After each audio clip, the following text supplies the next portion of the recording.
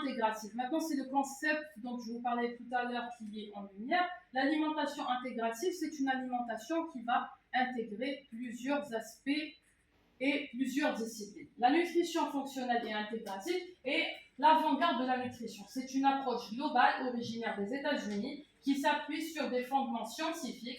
Elle est basée sur le modèle de la médecine fonctionnelle et prend donc en considération le fait que notre organisme est un ensemble de systèmes interconnectés. En effet, ce ne sont pas des parties isolées les unes des autres. Je m'explique.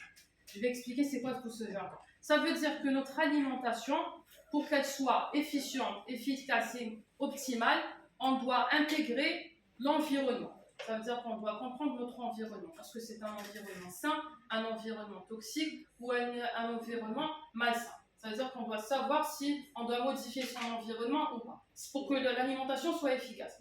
On doit aussi connaître son état pathologique, pathologie mentale et pathologie physique.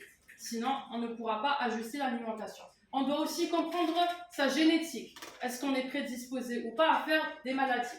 Si on est prédisposé, on doit modifier nos habitudes alimentaires pour éviter, par exemple, de provoquer un diabète, de provoquer, par exemple, une maladie liée à la nutrition, comme par exemple le cholestérol, l'hypertension artérielle, etc. Ça veut dire que la génétique elle-même, toute seule, n'est pas un facteur de risque. Ça veut dire que la génétique, elle va être provoquée, le gène va être stimulé et le gène va apparaître dans le cas où l'environnement n'est pas